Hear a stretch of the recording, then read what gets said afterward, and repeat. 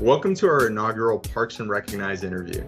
Thank you for helping us celebrate and recognize the remarkable Parks and Rec pros who foster community spirit, inspire engagement, and ensure that everyone has equal access to parks and wellness activities in their communities. In each episode, we'll sit down with passionate Parks and Rec professionals to explore the crucial work they do, their journey in the Parks and Rec world, and the passion that drives them to do what they do. I'm your host, Datis Mosenipur, VP of Marketing at Xplor Recreation. And today, I'm joined by our very first guest, the remarkable Sydney Elliott from the city of DeSoto. Thanks so much for joining us today, Sydney. Thank you for having me today. And we're very grateful to have you. Since this interview is all about getting to know you, we're going to kick things off with a little bit of an icebreaker question. And I know very well that you very much enjoy traveling. So let's start off by figuring out, what are your favorite places that you've traveled to? So I don't have a favorite place. I have three. Best place ever was Budapest, then Vienna, and I'd have to top it off with Dubai. Those are the top three. What makes those your favorite places? Is it food? Is it scenery? Definitely the scenery, the culture. Budapest is pretty much walkable, and their transportation is free. At least it was when I was there. Oh, wow. And just being able to hop on a bus, get lost, and then just hop on another bus and get back right to where you started. Vienna, so cool. the food, and Dubai is just gorgeous, day or night.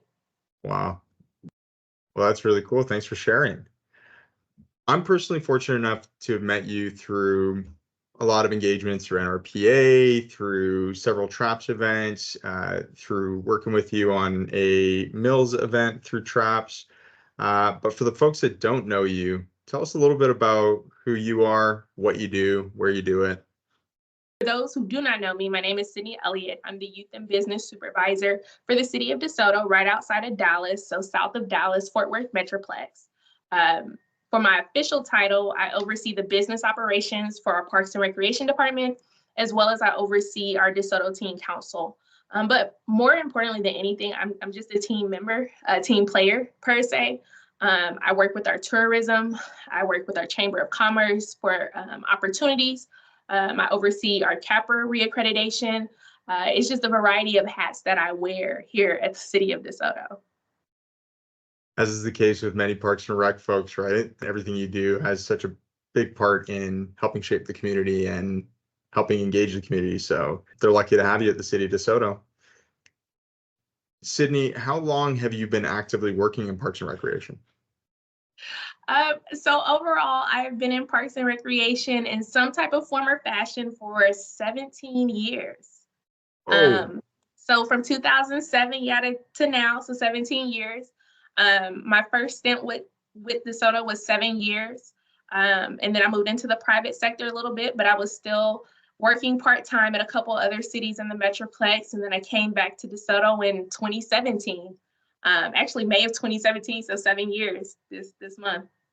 Wow. So not only have you been working that long in Parks and Rec, but most of it has been spent directly in the city of DeSoto. Wow. Yes, believe it or not, I wasn't born in DeSoto, but I was actually raised in DeSoto. So I grew up in DeSoto my entire life. Matter of fact, I feel like I'm a Parks and Rec kid. I started coming up here when I was 13. And I guess you could say just couldn't get rid of me.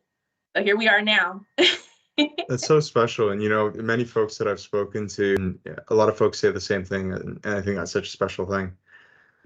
In my opinion, I strongly believe that Parks and Rec pros are the heartbeat of our communities everywhere. Tell me a little bit about what community means to you, Sydney. Cool. I genuinely think, let me start by saying, I think you can form a community anywhere. And I think when we talk about community, I think it's the sharing of some type of common practice, but it also includes adaptability.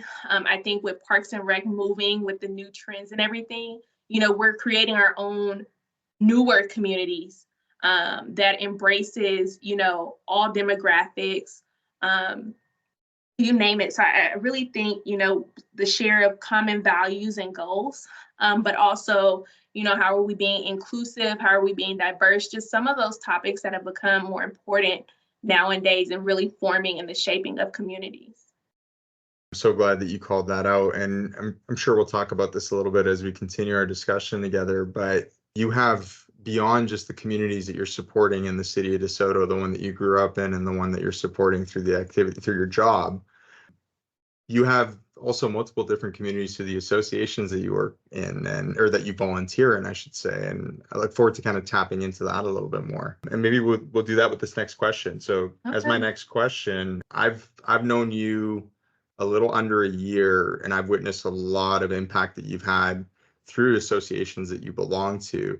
But I guess even in just in your day-to-day work, as well as the volunteer work that you do, can you share a couple really proud moments? Oh, that's a tough one. I think this last year, I have received more recognition probably this last year than I have in my entire career within Parks and Rec. And recognition to me, it comes and goes. It's just, it's nice to be valued. But last year at NRPA, I received the Young Professional of the Year award from National Recreation and Park Ethnic Minority Society. I came back home, and a couple months later, I received the Woman of the Year award from our area Chamber of Commerce. And then at the Texas Recreation and Park Society Institute in February, I received the Rising Star Award. And just to know that I'm making a difference, not just here in DeSoto, not just here, in the Metroplex, but really, nationwide, as well as just in my home state, that means a lot. And, the work doesn't stop. I'm one of those. Awards are good, great, gravy, but the work has to continue. I want to make sure that the generation behind me, they're able to take the baton and move 10 times at the speed that I'm moving right now. Love that. Love that. And I hope and I'm sure that the City of DeSoto team recognizes the impact you're having. And I know you're modest about the accolades, but I know they're very well deserved from my short time of knowing you and just seeing the community that you built around these associations beyond just the City of DeSoto. I've seen the work you've done with Mills, and I think it's so important. Can you tell us a little bit about the work you do with Mills? Yeah, absolutely. So MIL stands for Minorities and Leisure Services. It's a branch of TRAPS, Texas Recreation and Park Society. And I currently serve as the chair. This is my last year as chair. And it's a funny story. It's funny that you asked me. So in 2020, it was being ran by one of my good friends, Monty Whetstone. And he called me one day, and this is when I just transitioned back into being full-time in Parks and Rec. And he was like, "Hey, I'm trying to get Mills back up and running, and I need your help." And there's this word I like to use, voluntold. And I was voluntold that I was going to be helping out with Mills, which I had no issue with because I loved what it was going to do for the community. I think in Parks and Recreation, you're starting to see more minorities in Parks and Recreation, but we've never really had that space. And a lot of times when we talk about minorities, people automatically assume that we're talking about race, when in reality, we're just talking about anybody who is a minority in the community that they serve.